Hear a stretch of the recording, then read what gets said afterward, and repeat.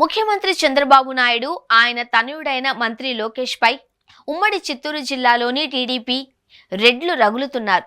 కూటమి అధికారంలో ఉన్నప్పటికీ ఒక్కటంటే ఒక్క పదవి కూడా ఇవ్వలేదు అని ఆవేదన వ్యక్తం చేస్తున్నారు. ముఖ్యంగా పీలేరు, పలమనేరు ఎమ్మెల్యేలు నల్లారి కిషోర్ కుమార్ రెడ్డి, అమర్నాథ్ రెడ్డి టీడీపీ అధిష్టానంపై తీవ్ర ఆగ్రహంగా ఉన్నారు అని తెలిసింది. కూటమి సర్కార్లో కమ్మ సామాజిక వర్గానికి మినహాయిస్తే మిగిలిన ఏ సామాజిక వర్గానికి న్యాయం జరగలేదు అనే ఆవేదన కనిపిస్తోంది. శాప్ చైర్మన్ గా రవినాయుడు, అలాగే టీడీపీ చైర్మన్ గా బిఆర్ నాయుడికి పదవులిచ్చారు.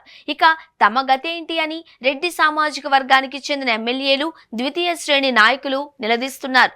కనీసం ప్రభుత్వ విప్ పదవి కూడా నోచుకోని దుస్థితిలో తామున్నామా అని చిత్తూరు రెడ్లు నిలదీస్తున్నారు. వైఎస్ జగన్ ను ఘాటుగా విమర్శించే వారిలో ఉమ్మడి చిత్తూరు జిల్లాకు చెందిన టీడీపీ అధికార ప్రతినిధి ఎన్బి సుధాకర్ రెడ్డి, సూరా సుధాకర్ రెడ్డి తదితరులు ఉన్నారు.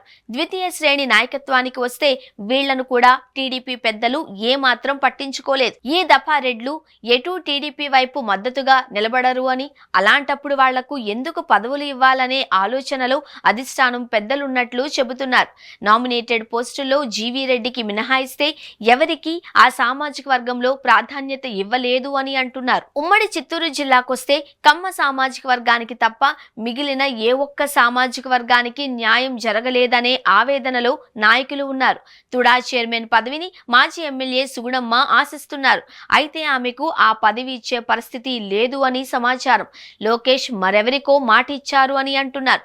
కనీసం ఈ పదవైనా తమకు దక్కుతుందా అని రెడ్డి సామాజిక వర్గ నేతలు ఆశగా ఎదురు చూస్తున్నారు. ఇది కూడా ఇవ్వకపోతే ఇక టీడీపీకి తూర్పు వైపు తిరిగి దండం పెట్టాల్సిందే అని ఆ పార్టీలోని రెడ్ల నాయకులు అనుకుంటున్నారట.